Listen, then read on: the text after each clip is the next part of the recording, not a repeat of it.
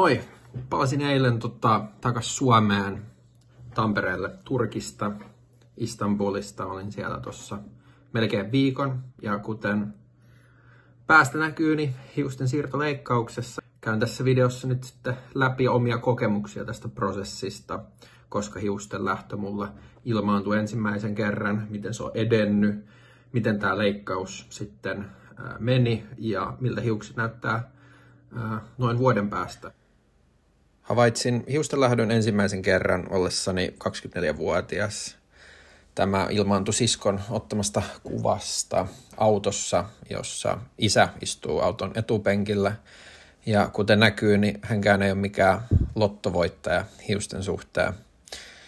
En pitänyt tätä asiaa tosiaan kovinkaan vakavana, koska ajattelin, että 24 vuotta ikää vasta plakkarissa ja näin tähän asti ollaan selvitty näin pienellä hiusmenetyksellä niin sanotusti, että tässä on vielä hyvin aikaa.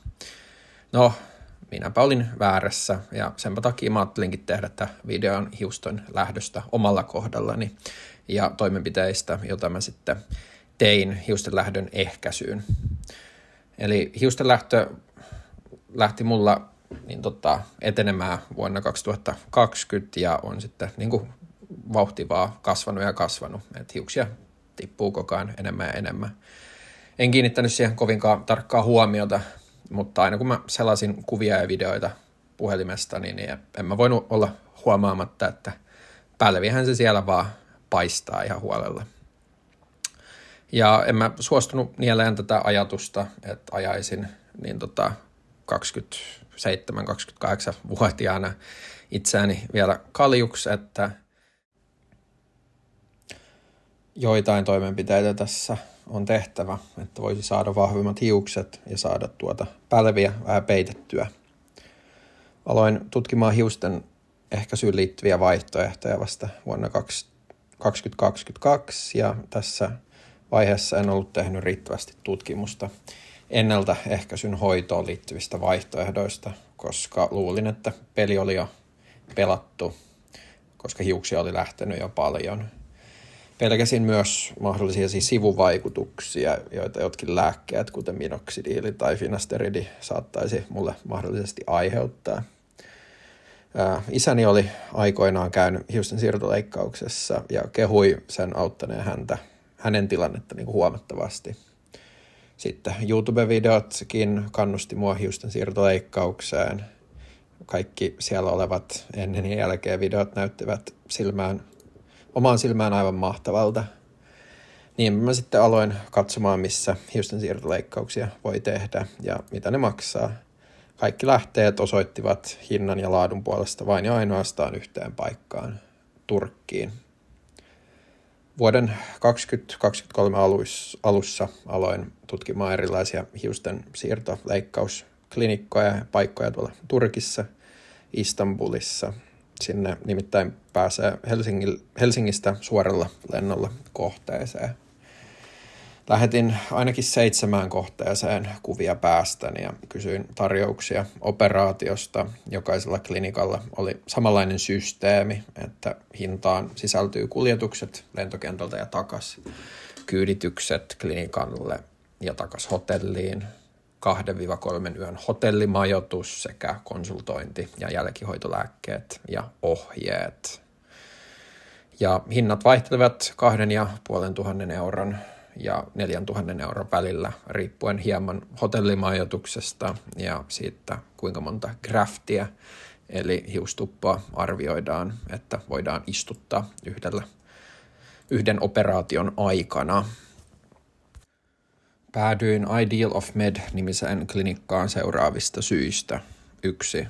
Löysin Trustpilotista sekä Google Reviewsseista suomalaisten arvioita ja lähestyin heitä sitten sosiaalisen median kanavien kautta ja he vahvistivat ja kertovat hyvistä kokemuksista klinikasta, operaatiosta ja palvelusta. Toisin sanoen sain vahvistettuja suosituksia. Syy 2. Klinikka tarjosi DHI ja FUE hiusten siirtoyhdistelmämenetelmää. DHI-menetelmä on hyvin samanlainen kuin FUE-menetelmä. Hiusten kasvun palauttamiseksi pään kaljuuntuvilla alueilla kirurgi poimii siirteet yhdeltä päänahan alueelta, yleensä pään takaosasta, Ne siirretään toisaalle päänahan alueelle ja niistä kasvaa lopulta uusia hiuksia kalyille kohdille. DHI saavuttaa jopa kaksinkertaisen itävyysasteen. DHI:n tapauksessa voidaan taata, että 90% implantoiduista siirteistä kasvaa, koska minulle arvioitiin noin 4000–5000 uutta hiustuppaa. Koin tärkeäksi, että FUE kautta DHI-menetelmä on tärkeä, koska FUE kattaa laajemman alueen, näin ollen mun pälvi, ja DHI taas reuna-alueille on parempi, jotta pystyy tarkemmin määrittelemään hiuksen kasvun suunnan. Ja viimeinen syy 3, klinikka tarjosi 3 yön hotellimajoitusta 5 tähden hotellissa 2 yön sijaan, ja mulle se oli tärkeää, että ehdin lepäämään kohteessa ennen paluulentoa. Ja tahdon painottaa, että tätä videota ei sponsoroi mikään klinikka. Tosiaan sen jälkeen, kun olin varannut klinikan, joka tekee tämän toimenpiteen, mun piti suorittaa heille talletusmaksu ja ottaa kuvakaappaus varaamistani lennoista. Tämän jälkeen pystyimme sopimaan ajan itse reissulle ja operaatiolle. Hitsin pimpulat, kuulostanpas mä totiselta tuossa selostaessa. Anyways, saatiin WhatsAppissa tarkat ohjeet, että minne kävellä, minne mennä lentoasemalla ja seurattiin ohjeita ja sitten kun saavuttiin sinne portille, niin yöllä Turkissa, niin meitä odotti portilla hieno Mersu, joka otti meidät kyytiin ja tarjosi matkan aikana lähdevettä.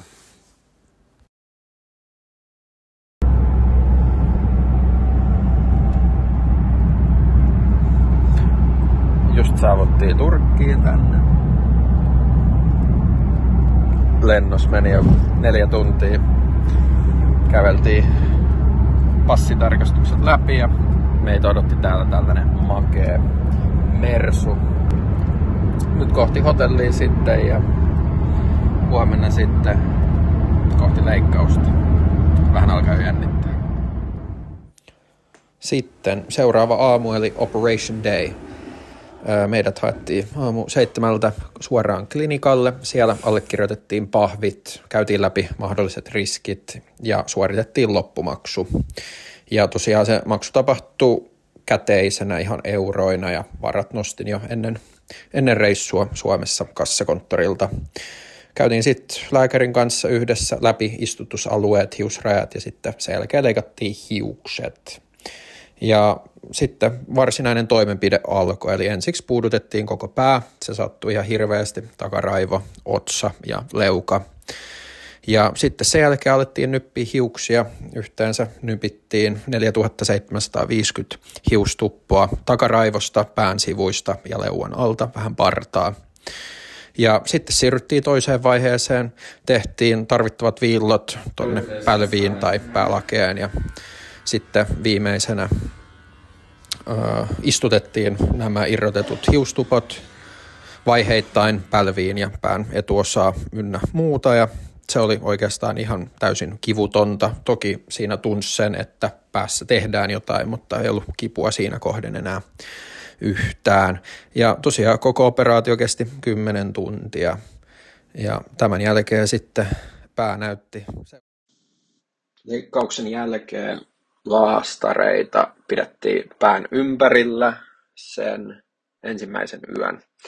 Ja sitten tässä vähän videomateriaalia tai kuvamateriaalia siitä, että miltä toi istutusalue ja mistä hiustuppoja otettiin pois, niin näyttää ensimmäisen 2 päivän aikana. Ja ekat 10 päivää piti nukkua tuollaisella niskatuella. Se vähän vaikeutti unen saantia, se oli ehkä ikävin osa tätä koko prosessia, kun ei oikein voinut nukkua mahalteen tai kyljelteen, vaan piti nukkua vaan selälteen. Mutta onneksi aika meni aika nopeasti. Sitten 3. päivänä näkyy jo vähän muodostunutta rupea tuolla istutusalueella ja sitten tuohon alueelle, mistä hiukset nypittiin pois, niin siihen levitettiin pepantteenia joka päivä sen 2 viikon ajan. Viikon päästä jo alkoi arvet vähän pikkuhiljaa peittyä ja 10 päivän kohdalla toi rupikertymäkin alkoi poistua aika hyvin. 10.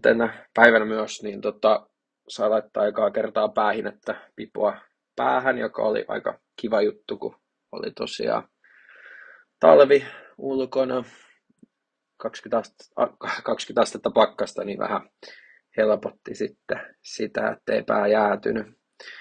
Liikuntakielto oli määrätty kuukauden verran tuon operaation jälkeen.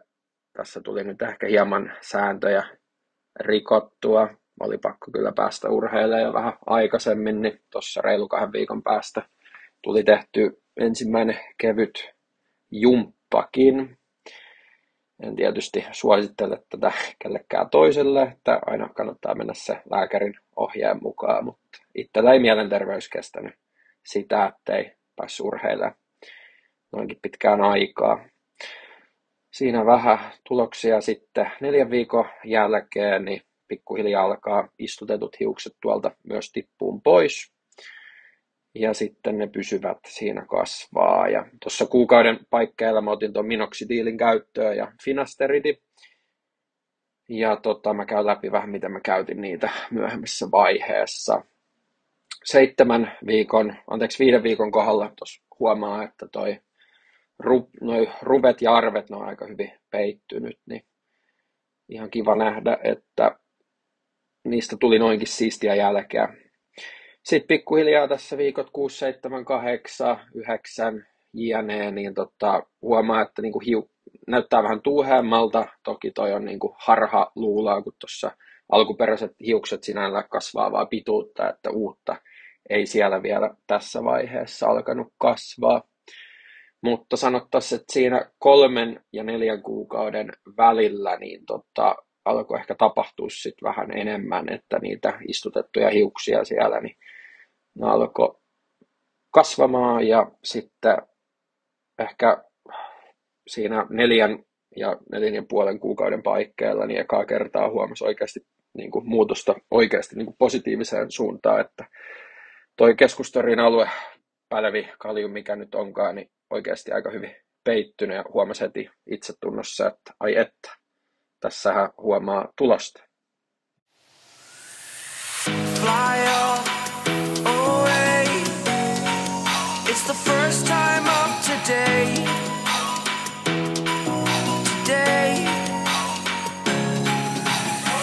To dream, believe. You are the strength, you're all I need.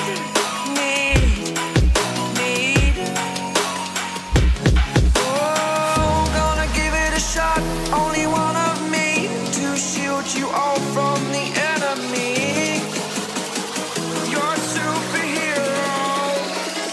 You're a superhero.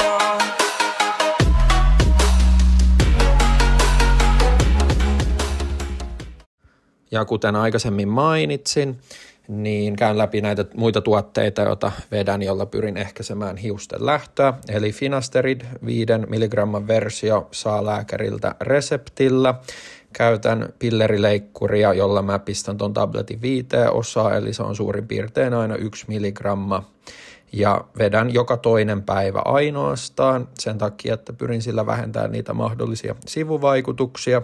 Ja tutkimukset on osoittanut, että tollaisen tabletin kuin popsii, niin se pystyy vähentämään DHT-pitoisuuksia päänahan alueella jopa 96 tuntia, jolloin en näe tarpeelliseksi sitten, että sitä vetäisi joka päivä ja samalla nostaisi riskiä niille sivuvaikutuksille. Sitten käytän myös 5% minoxidiilia kerran päivässä yleensä ennen nukkumaan menoa, jotta hiukset eivät ole rasvaset seuraavana päivänä suihkun jälkeen. Minoxidiilia saa apteekista ilman reseptiä. Minoxidiili edistää verenkiertoa päänahan alueella vahvistaen nykyisiä hiuksia tuoden niihin enemmän tuuheutta. 1 pullolla pärjää noin 2 kuukautta, jos käyttää 1 milligramman päivässä. Suomen apteekissa tollainen 1 60 milligramman pullo maksaa noin 40. Ostan minoxidiilia Saksasta, koska siellä se pullon hinta on noin puolet tosta. Viimeisimpänä käytän Ketoconazole shampoota, jota levitän päänahan alueelle 2 viikossa ennen suihkua. Annan shampoon vaikuttaa noin 10 minuuttia ennen pesua. Ketoconazole vähentää päänahan DHT-pitoisuuksia sekä hilseilyä. Mielestäni se on myös tuonut hiuksiin enemmän tuuheutta. Shampoota saa apteekista ilman reseptiä. 1 pullolla pärjää yli puoli vuotta. No niin, tänään on 16. päivä tammikuuta, eli oikeastaan aika lailla tasan vuosi tuosta hiusten siirtoleikkausoperaatiosta. Tähän loppuun ajattelin käydä yhteenvedon, vähän fiiliksiä, että kannattaako tällainen operaatio tehdä tai ylipäätään tehdä mitään hiustensa eteen. Ja mä lähestyisin ehkä tätä asiaa siltä kantilta, että häiritseekö hiusten lähtö omaa itsetuntoa, omaa arkea. Ja jos se häiritsee, niin kuinka paljon. Ja vähän sen mukaan sitten mennä, että tehdäkö toimenpiteitä hiusten lähdölle vai ei. Jos mä voisin itse mennä ajassa taaksepäin, niin mä olisin ehkä aloittanut lääkityksellä ensin, eli tuolla finasteridillä, minoxidilillä ja katsonut, että mitä tulosta pelkästään ne tekee hiusten lähdölle. Estääkö, tuoko uusia hiuksia vai ei. Seurannut sitä ehkä vuoden verran ja sen jälkeen tehnyt sen päätöksen, että meneekö hiusten siirtoleikkaukseen. Mulla tämä prosessi meni nyt, niin kuin tiedätte, vähän käänteisesti, että mä menin ensiksi operaatioon, koska mä pelkäsin niitä sivuvaikutuksia noista lääkityksistä.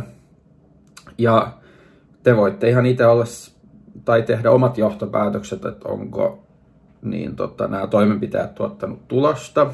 Mun mielestä on. Ja ainakin huomaan sen itse omasta niin, itsetunnosta ynnä muuta, että ei enää mieti sitä, että onko täällä keskustorilla populaatiota enää vai ei. Et hiukset on päässä ja nyt tuntuu siltä oikeastaan, että kaikki on hyvin. Ja sitten ehkä voisin tässä käydä läpi noita sivuvaikutuksia. Onko mulla ollut sellaisia, kun olen ottanut tuon lääkityksen käyttöön ja lääkitystä vetänyt kohta jo vuoden. Eli toi finasterid. Mä en ole itse havainnut mitään sivuvaikutuksia siitä, että aika pientä annosmäärää vedän, vaan sen 1 milligramman joka toinen päivä. Ei ole vaikuttanut mulla mielestäni yhtään mihinkään, että urheilu sujuu yhtä hyvin. Ehkä mahdollisesti, jos jotain pitäisi sanoa, niin ei ole ehkä erektioita niin usein arkisin tai siis päivisin kuin mitä niitä on ehkä aikaisemmin ollut, mutta mun mielestä ei mitään niin kuin sen kummempaa merkittävää, että libido ja kaikki muu on tähti taivaissa niin sanotusti, että ei mitään ongelmaa sen suhteen. Että kaikki hyvin omasta mielestä tämän asian suhteen ja oon tyytyväinen tästä operaatiosta, vaikka vähän arpia on jäänyt niin kuin kuvista näkyy niin tänne sivuille ja taakse, mutta ne ei oikeastaan näy laisinkaan sitten, kun hiukset on 3 millimetriä pitkät sivuilta. Ja sitten jos ne on vähäkään pidemmät, niin ei näy enää yhtään mitään. Et oikeastaan tosi tyytyväinen tästä operaatiosta ja suosittelisin, että jos tosiaan se hiusten lähtö häiritsee sitä omaa arkea, niin sitten voi miettiä noita vaihtoehtoja. Mutta joo, kiitos, että jaksoitte katsoa tämän video tähän loppuun asti ja toivottavasti tämä toi jotain ajatuksia tai painoarvoa niin teillä aiheen tiimoilta. Kiitos! Ja itse asiassa meinas vielä pari juttua jäädä sanomatta, eli tämän koko vuoden ajan toi hiusten siirtoklinikka on pitänyt yhteyttä tällaisen WhatsApp-ryhmän välityksellä ja sinne on lähetelty kuvia ja kysytty vointia ihan niin kuin kuukauden välein, joka on ollut ihan kiva juttu. Ja tossa näkyykin yksi niin before and after kuva. Et se on ollut ihan kiva juttu, että ne on pitänyt yhteyttä. Ja sitten itse asiassa vielä niin kuin lopulliset niin kuin tulokset näkyy ilmeisesti täältä keskustan alueelta vasta 1,5 vuotta sen operaation jälkeen. Eli tässä on vielä hyvän matkaa, noin 0,5 vuotta, että toi tilanne voi muuttua entistäkin paremmaksi. Niin ihan kiva juttu se. Ja sitten vielä vikana pitää sanoa iso kiitos kaikki, ketkä on ollut messissä tässä keississä ja etenkin isot kiitokset omalle tyttöystävälle, joka oli messissä tukemassa, auttoi vaihtaa laastareita ja pisti pevantteenia kalloon ja näin. en olisi ehkä tästä selvinnyt niin hyvin ilman häntä. Että kiitos siitä ja kiitos kaikille.